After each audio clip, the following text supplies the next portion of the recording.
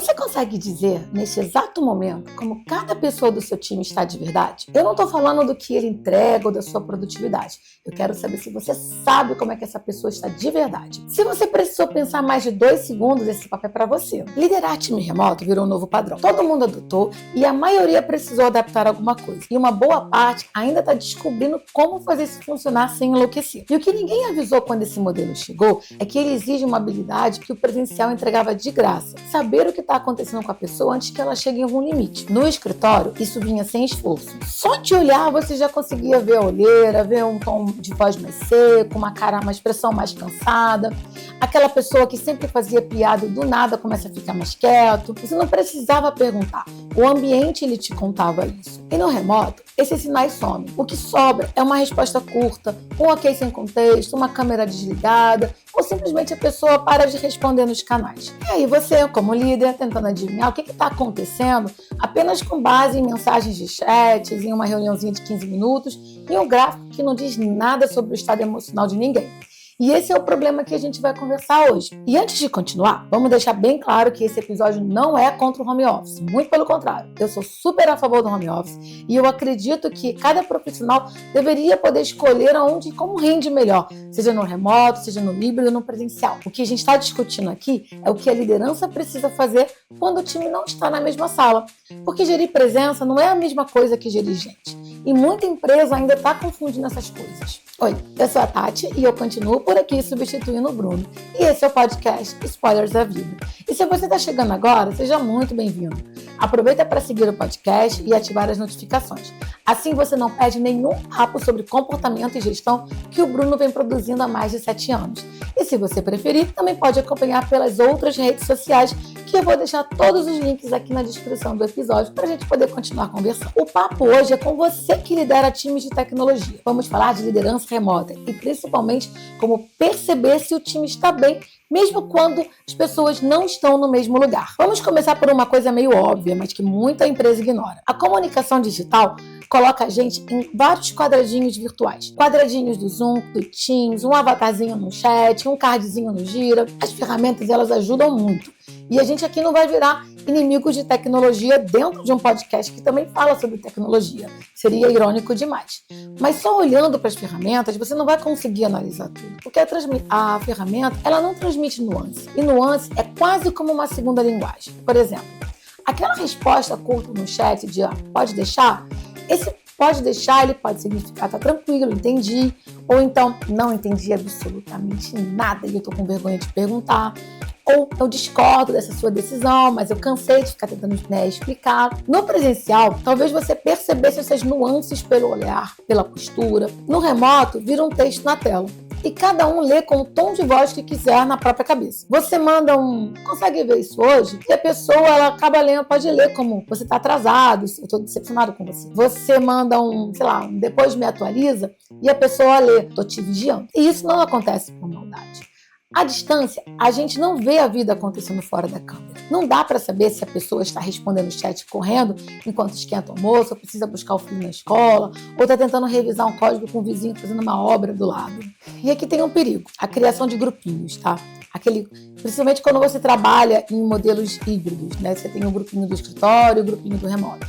Quem vai para o escritório ganha café, ganha conversa no corredor, ganha contexto que não foi documentado, ganha visibilidade. Ganha aquele, já que você está aqui, vem aqui rapidinho para uma reunião. E essa reunião rapidinho sempre acaba virando uma decisão, vira ali uma proximidade. Enquanto isso, quem está no remoto vira um quadradinho. É uma pessoa que entrega e pronto. A empresa, ela até diz que o tratamento é igual para todo mundo. Só que na prática a gente sabe que não é bem assim. Quem está na empresa acaba estando mais presente. E quem está longe precisa provar que está presente o tempo todo. E o remoto, a ideia do remoto, ele nasceu para dar uma liberdade. Só que quando ele é mal gerenciado, ele pode criar até uma forma de exclusão. A pessoa, ela pode estar até entregando muito, evitando aqueles incêndios do dia a dia, mas se ela não aparece na conversa do corredor, ela até pode parecer que está menos envolvida. E aí a gente ouve aquela frase, fulano anda meio sumido, né? Mas será que ele sumiu mesmo? Ou será que o modelo da empresa só enxerga quem ocupa um espaço físico? Porque time bom não se faz juntando um monte de gente espalhada por aí. Time de verdade exige contexto compartilhado, exige confiança, exige liberdade para poder falar o que está errado antes da bagunça começar. Só que no remoto, essa cultura não nasce sozinha. Se o líder não cultivar isso, o time vira só um grupo de estranhos. Agora vamos falar dele, o protagonista das neuroses modernas, aquela bolinha verde de status. Aquela bolinha que supostamente significa "tô disponível". Mas na cabeça de alguns líderes significa "tô vivo, tô produtivo, tô feliz, eu tô engajado". Mas calma lá. A pessoa, às vezes, ela vai no banheiro rapidinho e a bolinha fica amarela. O líder já fica em pânico. A pessoa fica offline às 5h59, acha que aquilo ali é muito suspeito. A pessoa não responde por uns 3 minutos, tem alguma coisa estranha aí. Daqui a pouco o líder tá igual um stalker corporativo. Fica monitorando se a pessoa visualizou a mensagem, confere o horário do último commit, se ela comentou no card, o último horário que mexeu em algum documento. Isso acontece muito, porque tem líder que foi jogado no remoto sem preparo nenhum. Antes ele controlava por aquilo que ele estava vendo. Ele via a pessoa na mesa, ele via o time reunido. E ele confundia aquele movimento de pessoas com produtividade. E aí veio o remoto. A pessoa sumiu de vista. E o líder pensa, meu Deus, como é que eu sei se essas pessoas estão trabalhando mesmo ou não? Só que essa pergunta ela já nasce errada. Porque, principalmente em times de tecnologia, o trabalho nem sempre parece um trabalho. Às vezes a pessoa passa 1 hora rabiscando no papel e vem com uma solução que economiza de 3 dias de um débito técnico. Às vezes ela dá uma volta no quarteirão e volta com a solução de um bug infernal. Muitas vezes o trabalho acontece longe do teclado, acontece na cabeça ali mesmo, juntando as peças. E aí vem a gestão do clique. Quantas horas online, quantas mensagens respondeu, quantos cards moveu, quantos commits fez. E isso dá uma falsa sensação de controle. Monitorar a atividade não é monitorar em par. Dá para você estar online o dia inteiro e não fazer nada de importante. E também dá para você ficar 2 horas quieto resolvendo um problema crítico que vai ter um impacto muito grande no futuro. Câmera ligada também não resolve nada. Tem empresa que transformou câmera ligada em prova de caráter. Todo mundo de câmera aberta. Para quê? Para fingir presença? Para ficar vigiando a expressão facial? É claro que a câmera pode ajudar, principalmente em conversas sensíveis, em alinhamentos importantes. Mas a gente sabe que tem dias que a pessoa não quer abrir a câmera porque não tá com uma cara de cansada ou porque não está emocionalmente muito bem. E aí o líder força a câmera, força uma resposta rápida, achando que está cuidando do time. Mas no final das contas, ele está só criando um ambiente de vigilância. E vigilância, ela não gera confiança. A pessoa aprende a parecer que está ocupada, responde qualquer coisa rápido, entra em qualquer reunião sem necessidade e abre a câmera até mesmo quando está cansada. E sabe o que acontece com isso? Sabe o que vai embora? Autonomia e criatividade. Aquela energia boa para resolver um problema. Porque ninguém trabalha direito ou consegue focar em tarefas difíceis sentindo que tem alguém controlando os seus segundos online. Muitos líderes controlam as pessoas por pura insegurança. Medo do time estar enrolando ou de perder o controle. Mas vigiar o tempo todo é cansativo demais. E o ambiente de tecnologia já é estressante demais. É uma montanha de coisa para mexer, é requisito confuso, é aquele bug que decide dar as caras numa sexta-feira no final do expediente. Exigir que o profissional resolva o problema e ainda fique prestando contas de cada clique é o caminho rápido para um burnout. Conexão humana, principalmente em um ambiente remoto, ela não cai do céu. No escritório, a convivência ela surgia ali no papo do almoço, no café, no desabafo ali do corredor. No remoto, se você não cria um espaço, a interação ela é quase zero. E antes que alguém ache que a solução é fazer alguma dinâmica de grupo com um abraço virtual, calma lá. Ninguém merece estar sorrindo logo de manhã cedo, né? Dá para conectar o time sem ser invasivo ou artificial. E isso tem muito a ver com maturidade, com processos simples e respeito. No ambiente digital, o líder precisa aprender a ler o que não está escrito. Se o time aceita qualquer prazo absurdo sem questionar, ou se as reuniões não têm mais nenhuma discordância técnica, não achem que isso é maturidade. Isso pode ser só um sinal de um time desconectado.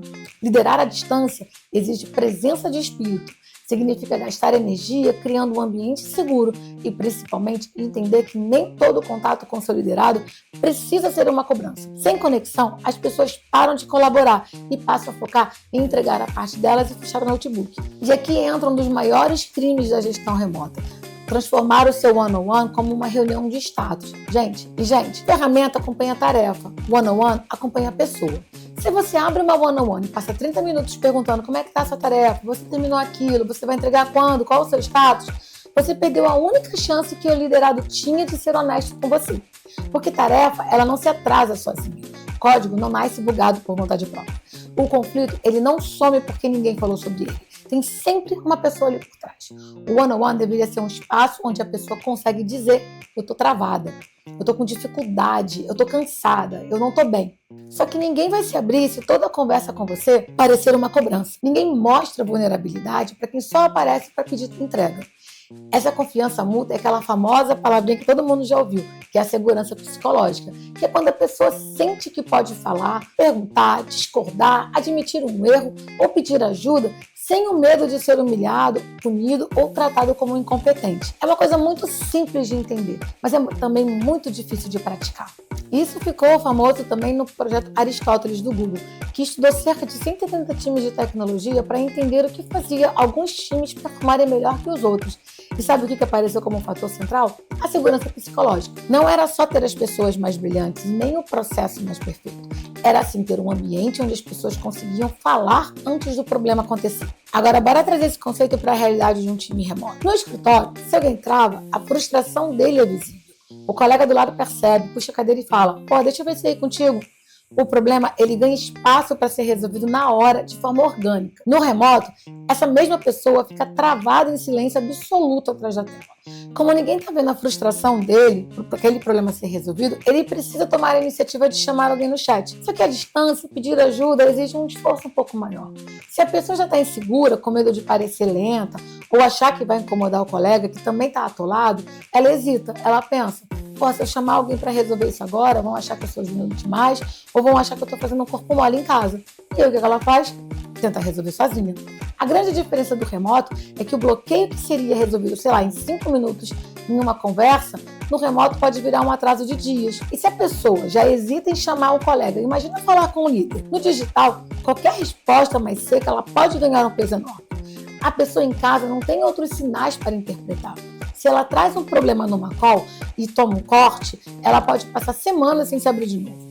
Se ela pede ajuda e sente que foi julgada, ela passa a esconder os seus erros. E se ela discorda e o clima fica ruim, ela passa a concordar com tudo. E um time que só concorda é ruim. Sem debate, ninguém aprende, ninguém evolui, a criatividade some. É exatamente o que o projeto Aristóteles do Google provou. O que faz um time eficaz não é ter mentes brilhantes isoladas, é ter um ambiente seguro para errar, perguntar e construir junto. E antes da gente continuar, eu vou te pedir um favor. Se você está gostando desse episódio, curte, compartilha e deixa o seu review. E se você ainda não for um assinante do nosso podcast, assina e ativa as notificações. Assim você garante que vai receber toda semana aquele conteúdo exclusivo que a gente prepara para alugar um triplex na sua cabeça. E o spoiler de hoje é: liderar times remotos nunca foi sobre quem tem a ferramenta mais moderna ou o processo mais redondo. Não é o dashboard automatizado, a cerimônia ágil com termos em inglês ou aquele chat cheio de notificações. A gente precisa parar com essa obsessão em tentar controlar a produtividade do remoto e do presencial o tempo todo e definitivamente não é um software tirando print da tela que vai te dizer se o time está rendendo ou não. O desafio do modelo remoto continua sendo o mesmo de sempre. Pessoas, gente tentando trabalhar junta de lugares diferentes. Profissionais querendo fazer um bom trabalho mesmo sob pressão, querendo colaborar sem medo de parecer incompetente, discordar sem virar o chato do time e, principalmente, ter uma vida saudável fora do notebook. E aí, líder, aqui que mora o grande spoiler desse episódio. Se as pessoas do seu time não têm espaço ou segurança para dizer, seja na tela ou no escritório, que estão cansadas, travadas ou que discordam de uma decisão sua, você precisa parar e rever a sua liderança. O problema pode não ser o modelo remoto, e sim como você está gerenciando essas pessoas. Afinal, gerenciar por impacto é muito mais difícil do que monitorar status. Exige presença, escuta ativa e, principalmente, construir um ambiente onde as pessoas possam ser honestas. Liderança remota não é sobre controlar o tempo online de cada um. É garantir que, não importa onde o time esteja trabalhando, a comunicação ela vai continuar funcionando e a confiança mútua ela vai ser real. Tem uma frase que deveria ficar colada na tela de todo líder: presença não tem a ver com estar online, tem a ver com estar acessível. Liderar no remoto não significa responder o chat em 2 minutos, ou estar em todas as reuniões, ou virar um psicólogo do time. Significa criar uma rotina onde pedir ajuda não é sinal de fraqueza. Significa perceber que quando alguém fica quieto demais, o sinal é de atenção e não de cobrança. O líder que sabe ler o ambiente não espera o prazo estourar ou a pessoa pedir demissão para tentar entender o que aconteceu. Ela nota a mudança de comportamento antes e ela abre espaço para uma conversa de um jeito bem simples. Em vez de você perguntar por que você sumiu, soa quase como uma acusação, você diz: tô sentindo você mais quieta essas últimas semanas, tá tudo bem? Isso abre espaço para um diálogo. Em vez de você cobrar por que isso atrasou, você pergunta: Cara, o que travou essa entrega? Como é que eu posso te ajudar? A forma como você aborda o time importa muito. Principalmente quando a única coisa que separa você das pessoas é uma tela de computador. Agora, bora pra parte prática. Porque assim, só ficar aqui apontando os problemas e sair andando é muita cara de podcast que fala de trauma corporativo e não é esse o objetivo aqui, tá? Bora falar de 3 movimentos que qualquer liderança remota pode começar a fazer a partir de amanhã. Nada mágico, nada mirabolante, tá? Primeiro, troque controle por combinados. Pare de usar a presença digital como um termômetro de produtividade. A bolinha verde não é métrica de performance. Ela só diz que o aplicativo está aberto, nada mais. Em vez de monitorar se a pessoa ficou online, o foco do líder precisa mudar para os combinados de entrega. É preciso alinhar o que realmente importa. Qual o resultado esperado? Qual prazo faz sentido? E como o time vai avisar quando bater no bloqueio? Um combinado bem feito libera as pessoas para trabalharem do jeito que rende melhor. Em tecnologia, cada um funciona de um jeito. Tem gente que prefere trabalhar logo de manhã cedo, tem gente que rende melhor à noite, e quase todo mundo precisa de blocos longos de foco sem interrupção. O papel da liderança não é padronizar o horário de todo mundo, é dar clareza para que essa flexibilidade não vire bagunça. Um bom alinhamento de entrega responde perguntas simples. O que significa de verdade essa tarefa estar pronta? Qual o canal direto para pedir ajuda se o prazo apertar? Que tipo de decisão você pode tomar sem precisar de permissão? Isso dá segurança para o líder e para o time. E reduz aquela tentação de ficar olhando status. Porque quando o combinado é bom, você não precisa ficar vigiando a cada minuto. Segundo, proteja seus one-on-ones. Sem gira, sem teste, sem status, sem aquele papinho de só para eu entender rapidinho aqui esse caso. Definitivamente não. Foque na pessoa. Parece uma coisa simples quando a gente fala, né? Mas tem muito líder que às vezes fica ainda um pouco desconfortável, porque acha que se não tá falando de trabalho, não tá falando de entrega, essa reunião perde sentido. Só que esse tempo é justamente onde você constrói a confiança necessária para que a pessoa saiba que ela pode contar com você. E realmente são perguntas muito simples. Pergunte como é que ela está essa semana, o que tem drenado ela ultimamente, você tem conseguido se desligar do trabalho? Deixa a pessoa pensar, porque avaliar o próprio cansaço exige tempo. E muitas conversas importantes, elas começam depois de alguns segundos de silêncio. E quando essa pessoa falar algo difícil, não tente resolver a solução imediatamente criando uma lista de tarefas. Primeiro acolhe. Obrigado por falar. Faz sentido você estar assim. Bora entender o que dá para ajustar. Pode parecer uma coisa bem pequena, mas isso mostra para a pessoa do seu time que ela expor uma situação ao limite não vai gerar mais cobrança ou punição, e sim um suporte real. Terceiro, seja o primeiro a mostrar a humanidade. Gente, eu não estou dizendo aqui que é para o líder usar o time todo como um divã ou despejar todos os seus problemas pessoais. Mas você pode, sim, mostrar uma vulnerabilidade humana do seu dia a dia. Pode dizer coisas simples, como, pessoal, hoje meu nível de energia está muito baixo, a semana foi muito puxada, falar que ontem foi difícil fechar, foi difícil de se desligar do trabalho, tá? Ou até assumir um erro, pô, eu errei aqui nesse planejamento, eu comuniquei mal essa prioridade, eu não tenho essa resposta, mas eu vou correr atrás para ajudar vocês. Quando o líder assume esse cansaço, um erro, ele deixa de ser um padrão impossível de alcançar. Ele mostra para o time que ninguém ali precisa fingir que é um robô. Quando você normaliza essa vulnerabilidade, as pessoas elas param de esconder o que está errado e começam a falar enquanto ainda dá tempo de ajudar. Mostrar a humanidade também significa mudar a forma como você reage quando alguém toma a iniciativa de ser honesto com você. No remoto, o tom da sua resposta escrita, ou até mesmo o seu semblante ali na câmera, eles falam muito. Se um liderado te chama e diz, pô, eu tô travado, eu não tô conseguindo focar hoje, a sua resposta ela vai definir se ele vai continuar confiando em você ou não. Se você responder com seco, tipo, vai atrasar?